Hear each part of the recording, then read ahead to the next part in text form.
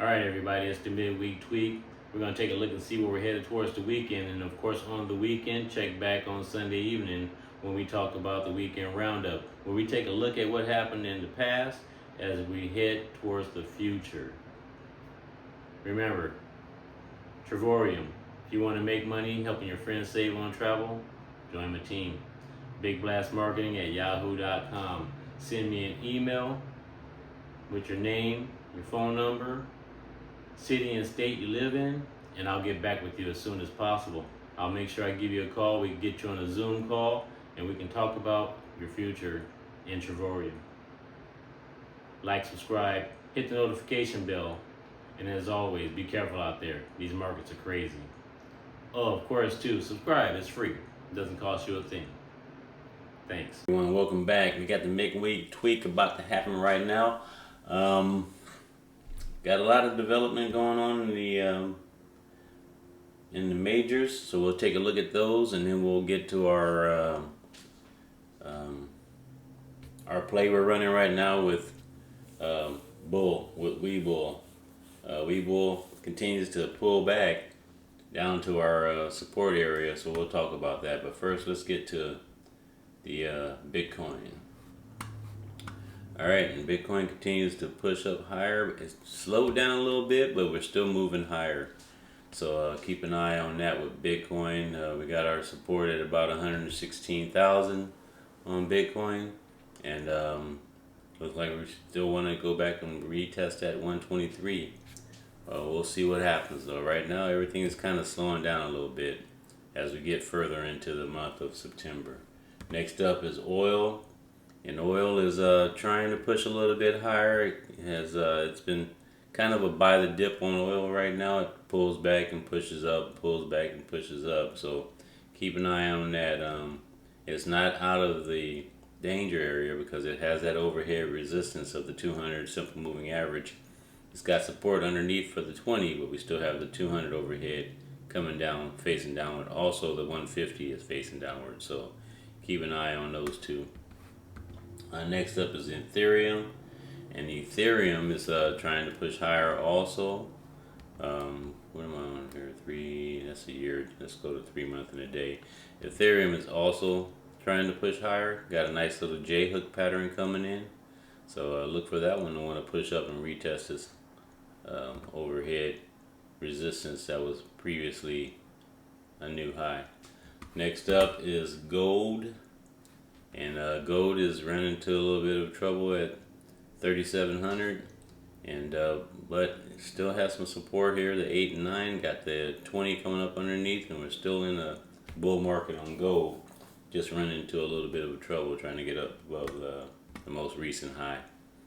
Next up is natural gas, and natural gas running into that little bit of a wall. Got a little bit of a pullback, but a nice pin bar come in right here at the 20 and the 8 and 9, so natural gas looks like it's ready to maybe take off. We'll see what happens with this, but that should have been a nice little indicator that we're going to run higher because they're by that right back up, and we're going to cross all our moving averages. So, but it's got overhead resistance at $3 and got this 200 overhead also. So. But this is a nice little pin bar here, but we're in a down market when we got it, so can't really trust it. Next up is the NASDAQ, and the NASDAQ is pushing higher. Nice pin bar on the NASDAQ at the 8 and 9, or you might want to even call that a butterfly doji there. Or I'm sorry, dragonfly doji there. At the 8 and 9, but we'll see how it works out. But you got another bar coming in after it, so we may start going higher back in the NASDAQ. Next up is silver, and silver is kind of got a little bit of pullback to this support area, so we'll see what happens if it wants to head back higher or continue to head downward. In silver, got the 20 coming underneath for some support. It's in an up market, but it oh shoot, I didn't delete that. Anyhow, it's gone now. Next up is the Dow, and the Dow continues to push higher. So right now the majors are looking pretty good. Look like we want to start heading back up again. So we'll see how that plays out throughout the rest of the day heading into the weekend. A lot of good things been in the news. I guess Trump had a good interview here recently, and then the Feds came out, said they're lowering interest rates, and we'll see how that affects the market as we head further into the end of the year, and see if we can keep it heading up. This is corn, and corn has got a little pullback still, but it's still in a down market, so keep an eye on corn.